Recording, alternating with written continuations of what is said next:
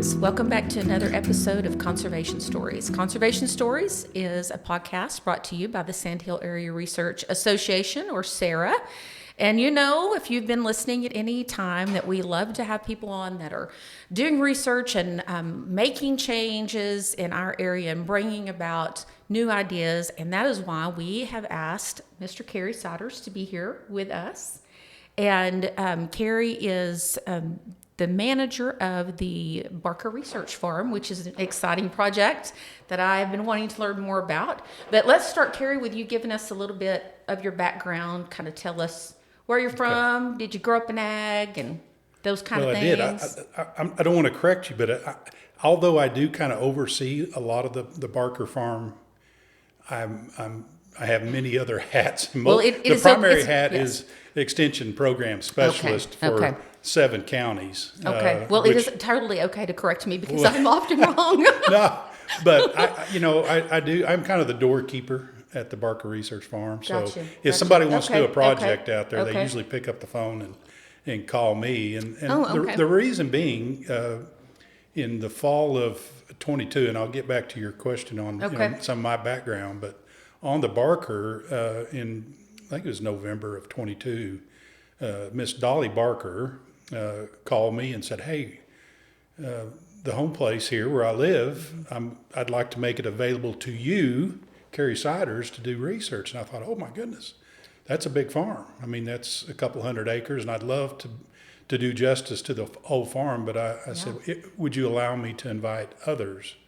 particularly A&M research and extension folks, to also do some projects out here? And of course, we end up inviting some folks from West Texas A&M, and of course, my son was going to school there at that time, and other entities, of course, the water district and many other entities to be involved in that. And so that obviously, I've been with Extension for over 30 years, so I know the more partners, as you well know, that you have involved, the stronger the work that's produced. To your question about some of my background, I grew up down the Rio Grande Valley in McAllen, and my dad was in ag research for a major chemical company, and so I grew up not commercial farming, but around particularly research and that side of things, and so that's what piqued my interest as I went through my undergraduate down, which now is part of the A&M system, Kingsville.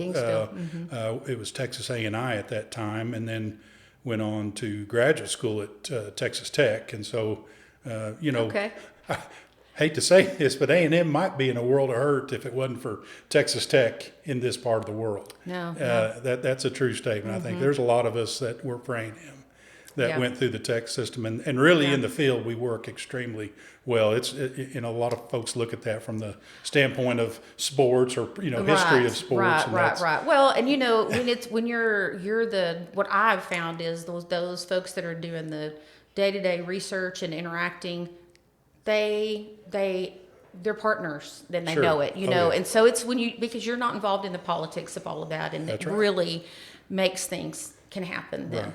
Right. And I'll back up on the Barker Farm. Of course, tech plays an important role out there as well. So finished my graduate studies at Texas Tech in weed science under Wayne Keeling. And of course, Wayne is known for his work in weed science, but also systems work. A lot of the rotation work, a lot of the original work here on the High Plains was from a lot of Wayne Keeling's work, from not only in the Lubbock area, but also halfway in Lamesa, a lot of that down with Berkey Slaughter down in the Wellman area. So, a lot of that work, and that was one of my graduate projects, was trying to utilize minimum tillage with some of the conventional herbicides at time for good weed control, which was a limiting factor on minimum till. In fact, the name of it was incorporation of yellow dinitroaniline herbicides in minimum tillage cotton. And we were using at that time, it was a bush hog rotill unit. It had a ripper shank that had a rolling basket in the back, and we would spray a yellow herbicide. Of course, this was in some wheat residue, and so we were incorporating yellow right in the plant row where it Is this planted. be like mid 80s, early 90s? It was late 80s. I was at Tech in 87 through 89. Okay. So that's when a lot of that, Okay. there was, Berkey Slaughter and several of those folks were working on similar projects like that down in that Wellman area and scattered throughout the High Plains. But that was some of the very first research. My husband's uncle, my uncle by extension, I hate to admit this, Barry Sims. Okay.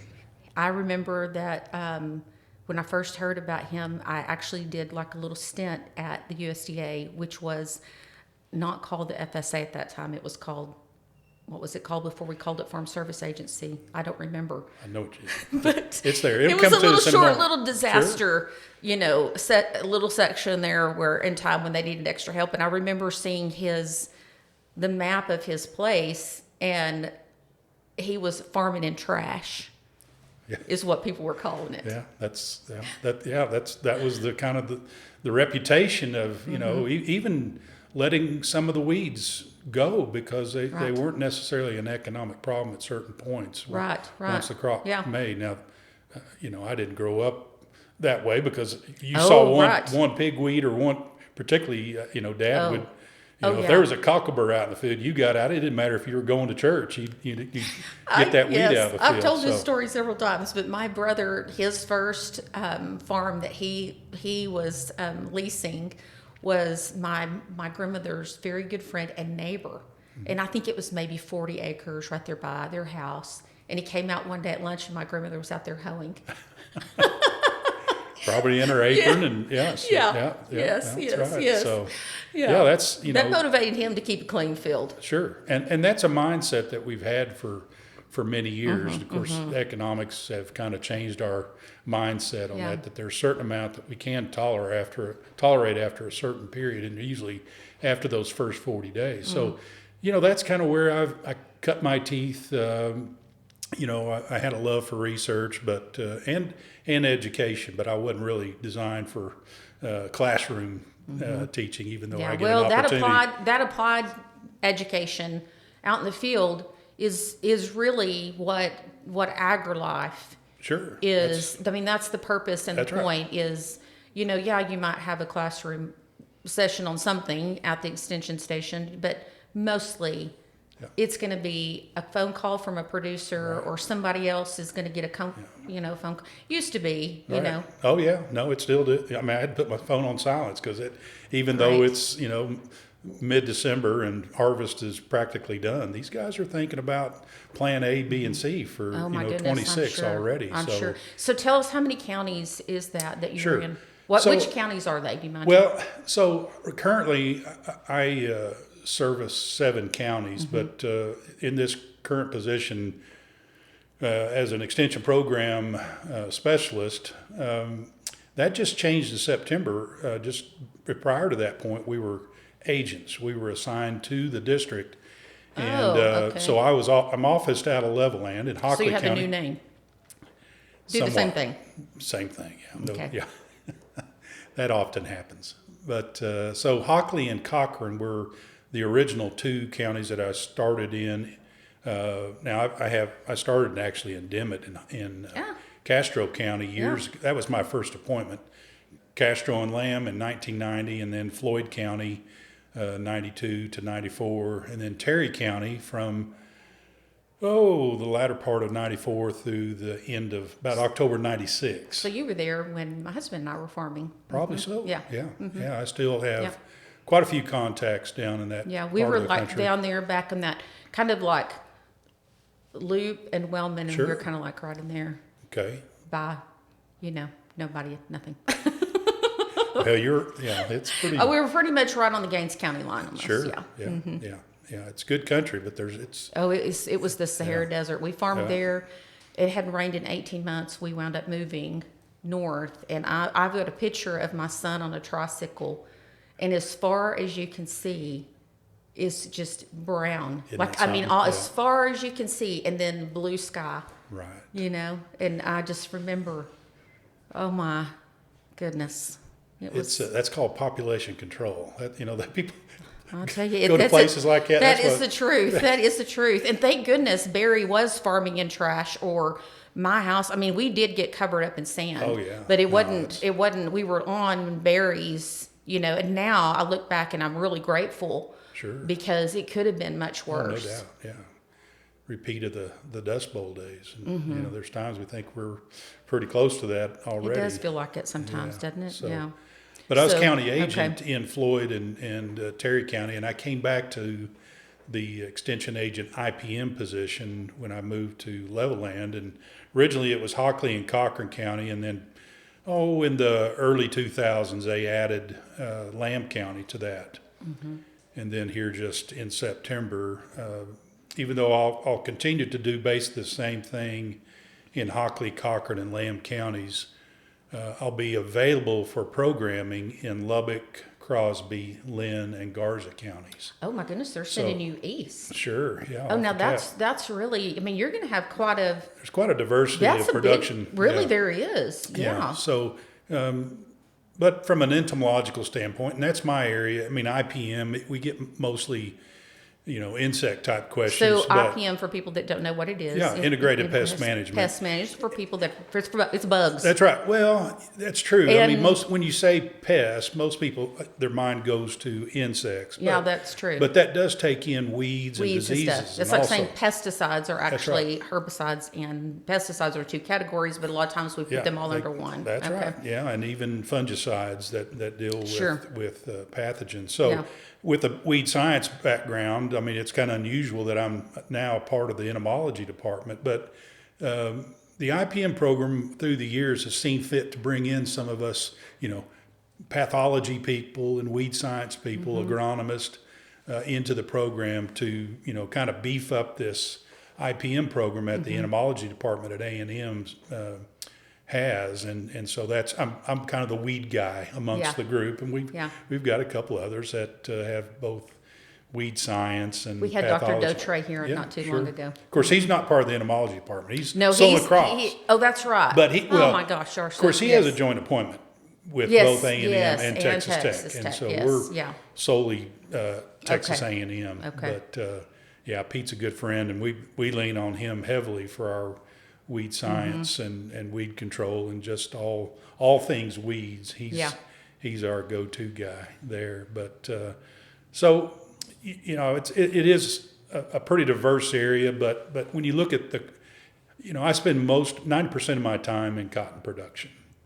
I do, of course, deal with peanuts and grain sorghum and even corn and all things in between, from sunflowers to black-eyed peas, you name it.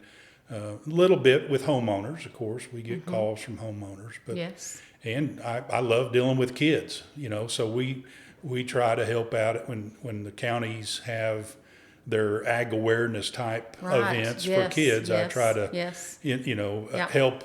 Terry County, Gaines County. Sure, most of them have some kind of an ag awareness event for particularly the fourth grade age. That's important. I don't think we have anything here in Lubbock. We need to have something. They used to. It was like kids, cows, and more. I don't think it was necessarily during the fair, but they of course had. That would be such a great time to have something. Yeah.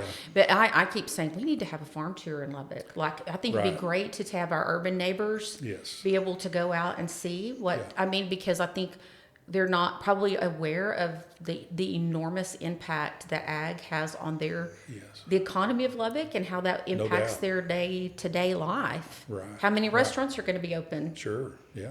How many dollars roll through the economy? Yes. Yeah. And so, at one time we had the farm show out on the east side of town, but I'm not sure if something like that could be resurrected, but there is a need for that type of education, not just for the choir, those that are involved day to day in agriculture, but those that others that really need to be aware, especially kids, because those will be voters someday that need to be aware of what's going on. Exactly.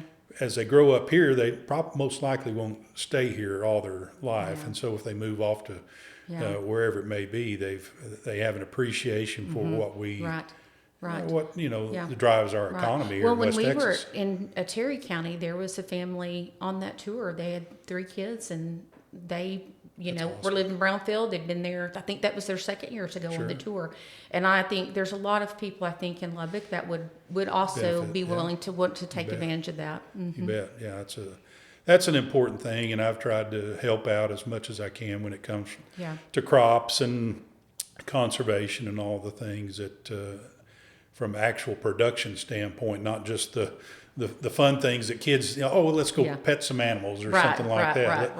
I'd like them to actually put some hands on some, cotton bolls and absolutely and see what all, I think there's a really amazing story that even their teachers get wide-eyed and kind of like, I had no idea that. Well, and I wonder too, you do have the Fiber Max now, and there's I know that kids are coming in through there, and so I wonder if that's kind of replaced that need in Lubbock County, maybe. Well, probably so. Yeah, I think as long as it's being utilized, and families, even when they've got some free time, should really take advantage of those things. Absolutely. And I know they do bring kids in there, and now what they've done there, adding that children's wing, it is phenomenal. You bet. It's phenomenal. If people haven't been out there to the Fiber Max Center for Discovery, go and take your kids. You bet.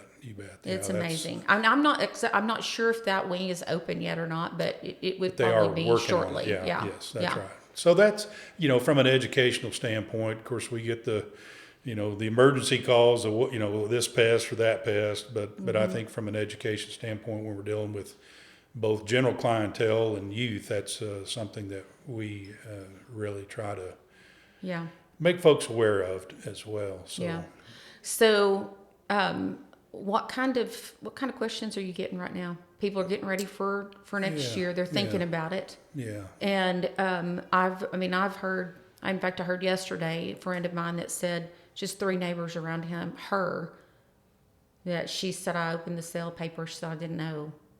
So they're at an auction right now, and so they're and so that's an ongoing, probably going to be ongoing through the spring, and no doubt. And we've got some funds coming in to help people, but just for people to understand that, like, even though it's valuable and appreciated, there's a limit to how much farmers can receive, and for the vast majority of farmers, that money will go directly to the bank, to pay for commitments. And when you have maybe $1 million operating budget every year, $150,000, even though I understand, but it's a drop in the bucket for really. Right. Well, most of my conversations, revolve around the agronomics and the pest and the things of that nature. But, as an example, we had a meeting in Littlefield on Tuesday, and my discussion revolved around 3 pests that I wanted them to really be thinking about. Number 1 was wireworms. Number 2 was the corn leafhopper. And 3rd was a new one, the cotton jassid.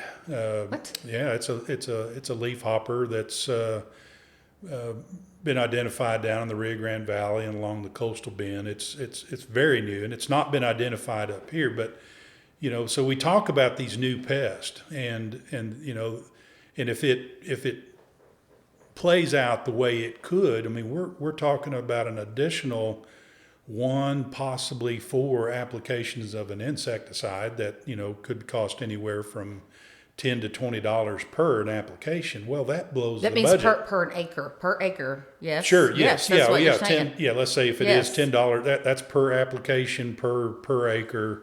Yeah. So multiply that by a field that's just one field of 120 acres. So when you're already like at almost, and generally at prices the way they are, you're either like, man, if I can just cover the cost of production, that'd be great. Right.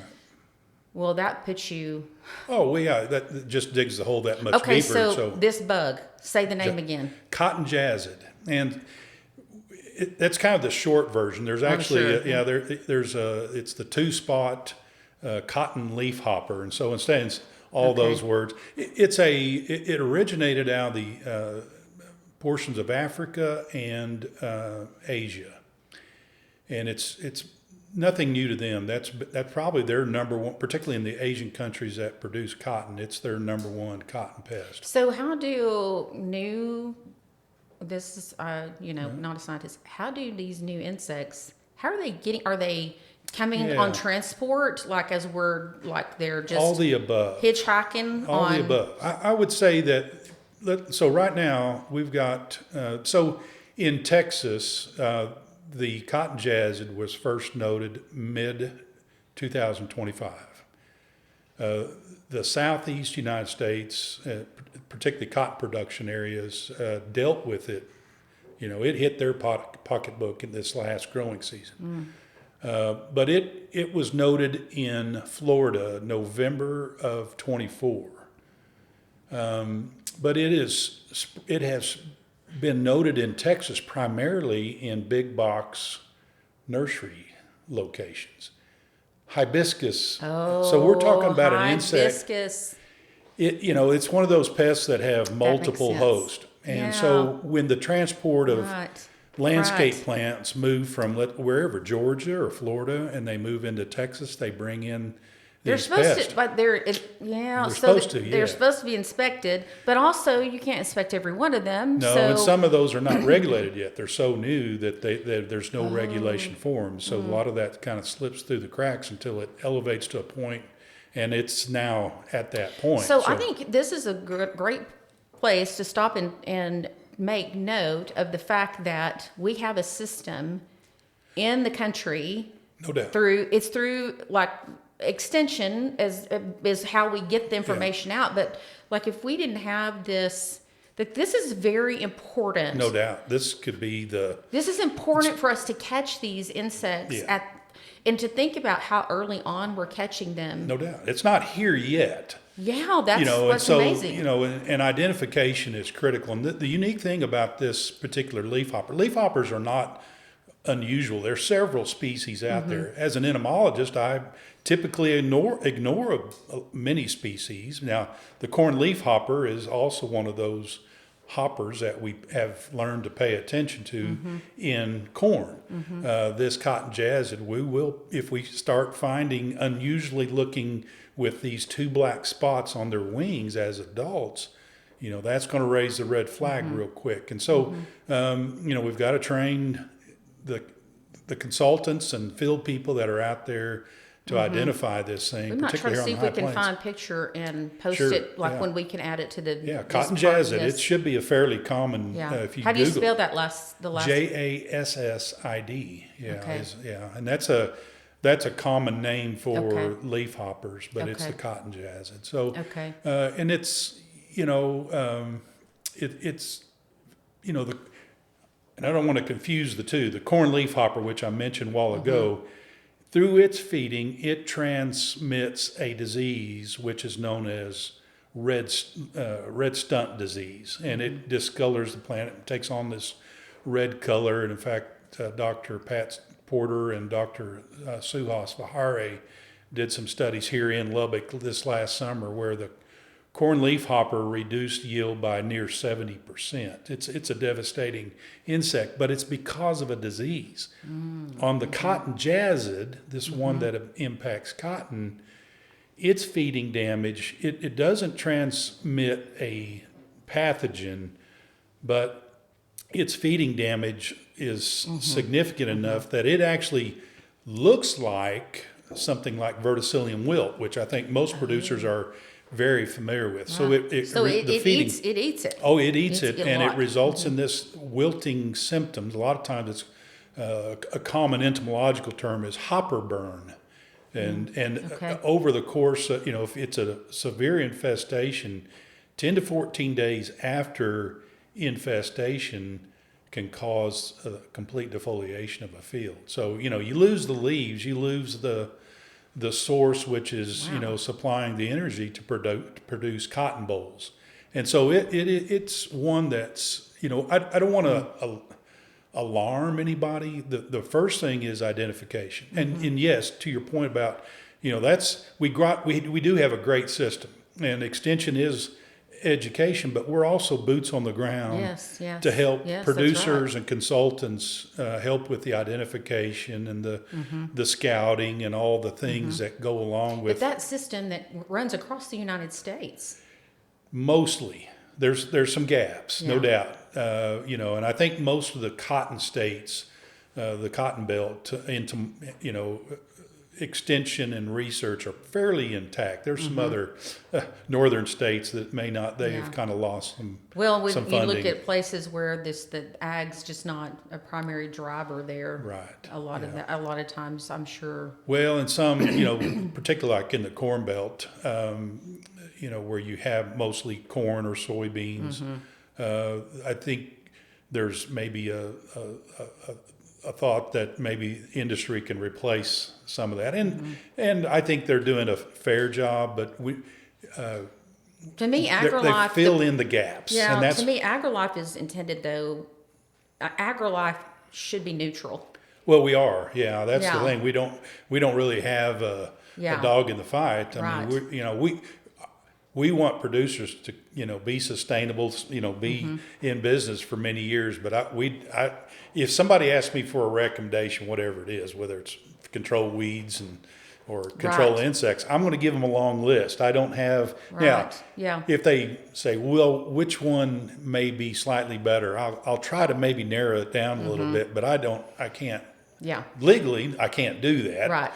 You can't recommend one specific thing. But now if there's only one that does the job, then sure, we can do that. But so we're not biased, and we don't. We always keep an eye on economics, which one has is the most affordable, but also which is the most effective, and also has from an environmental standpoint too. So I think it's. I mentioned wireworms earlier, and we've been through a period where we've your days back in Terry County. That's where I was at when the boll weevil hit. Oh yeah. In the the 95, 96 period. Yeah. And so ever since boll weevil, insecticide use has changed quite a bit. Of course, we have technologies, whether it's BT cottons, we have Thrive On for thrips, we have technologies that have kind of lightened the load in terms of insect issues. But insecticides have also become very specific, very targeted. And rightly so. They protect the beneficials. We're not using harsh insecticides like we were back in the days when bollworms were bad. We were using pyrethroids and even to some extent aldicarb. Used to. Most producers on irrigated land were using Timic. Oh my gosh! Great product, but I have a sibling who nearly. That was a scary chemical. Great product, but it has some baggage, in terms of some dangers, and we still have some out-of-carb products out there that we use, but that's one of those that we have to be extremely careful with. Goodness, absolutely. But the point being, they were very. Non-selective, and even though we were using it maybe for a particular pest, it took care of a lot of other things, and it even reduced some of the beneficials. So we've kind of gotten away from that. Right. Well, and I think that's an important thing to discuss too, is just how much pesticide use has decreased. I know that I think it was with Dr. Dotre was here. We were discussing. I know that there was this cotton report, dirty cotton report put out about, and I had, someone say, your area is, terrible. And I was like, well, and then I'm thinking, wait a second, like I remember growing up, like it is, and first of all too, like that information isn't like readily available. So whatever's in that report, I'm like, how accurate is that? Right. But second too, I'm like, also compared to what? Right. And so when you start, people who are working and list, they're hearing you, they're concerned, and farmers are concerned about the same things that other people are concerned about the environment. They're hearing you, they're working to do better because they don't want to hurt themselves or their land. Right. And or then, bees or a number of things. Right. And then you go after them. Right. Yeah. You're just, it's yeah, sure, things need to change, but I wonder sometimes, like, can't we figure out how to dig in and to the positives? Sure. And use that. Well, and I think we've lost some institutional memory too. Somebody like me that, remembers what it was like in the early 90s when we were using a lot of pyrethroids. And pyrethroids have their place. We still have, but we don't use them like we used to. They're very limited in their use. Right. But when you need it, you need it. Well, sure. Yeah. I mean, so I guess my point too, since we've backed off using some of those harsher chemistries that are very specific, again, whether it's weeds or insecticides, what's come with that is some unintended consequences. Right, yeah. And so wireworms, as an example, is one of those where, where we used to use pyrethroids or even timic, we were taking out the adults, we were taking out the larvae in the soil. And since we were not using those insecticides or, pesticides in general, that particular pest has now been elevated to a primary, not a secondary or an occasional pest. Now it's a real problem. Point two on that is I don't think that we could say that on these leafhoppers. Those are not an unintended consequence of backing off. These are, I think, this really is completely new. Well, yeah, this is something that's been moved in here. So for people to understand, cotton is in the hibiscus family. It is a Malavaceae, yes. Yeah. Well, just like okra. Okra, exactly. And in fact, okra is probably if you've got a backyard garden, you're probably going to pick up these cotton jassids there first, and it can be devastating. You'll know pretty quick if you've got cotton jassid. In fact, I think even like in Florida where they have some okra production, that's been the biggest problem. They also love chilies.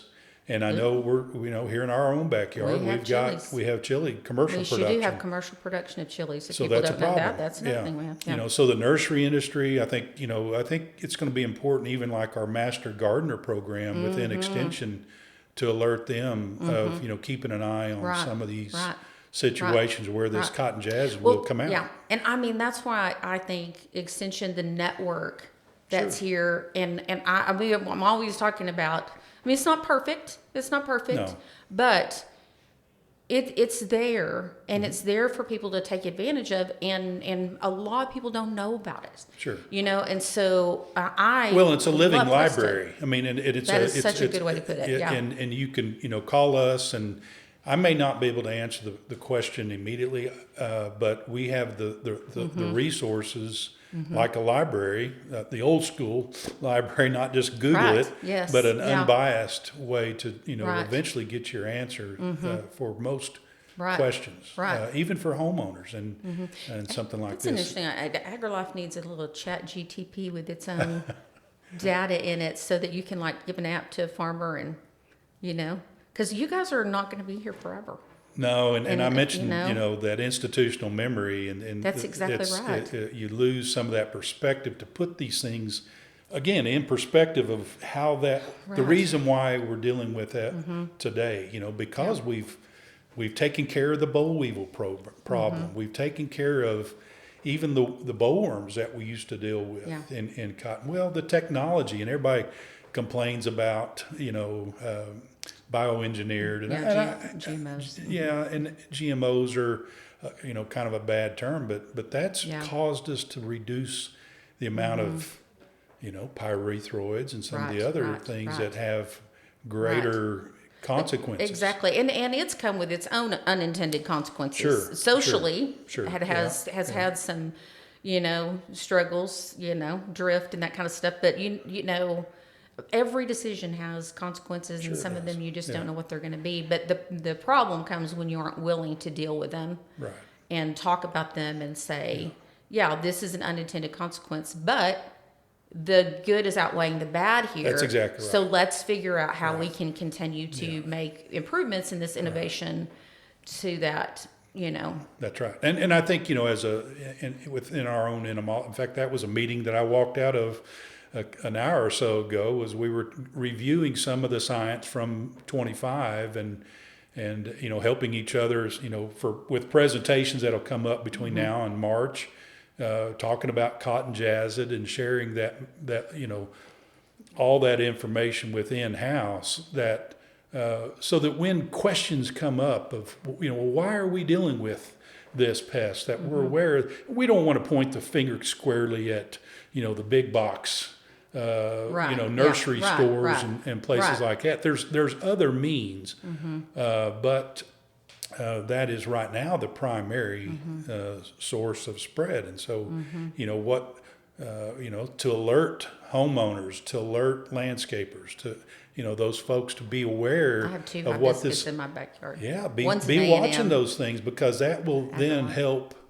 the agriculture side of, or the general production of cotton and even gardeners. So it's all intertwined, and but you've got to know those things in order to be able to apply it to all those areas. Exactly.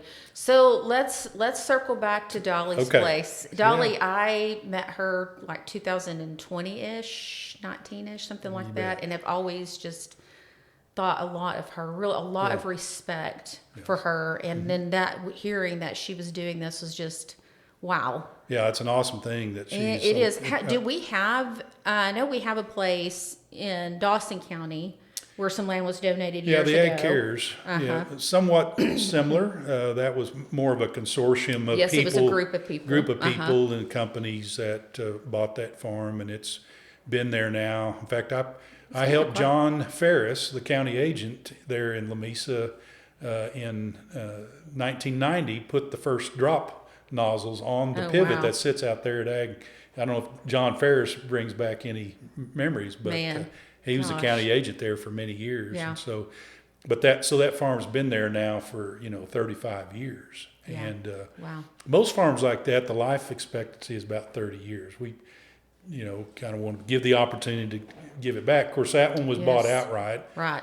Dolly's, we have a 30-year lease with Dolly. Okay. We're into it now 3 years, but in a conversation with her not too long ago, she says most likely we'll extend that. Of course, I doubt if I'm still on this earth, but those things hopefully continue on, and she's provided a great and that's a stop where we were going to bring our NASA tour, which got impacted by the government shutdown. Yeah, that would have been an awesome thing. Yeah, but we're getting some word back from them and getting that on the calendar for probably fall of next year. Good.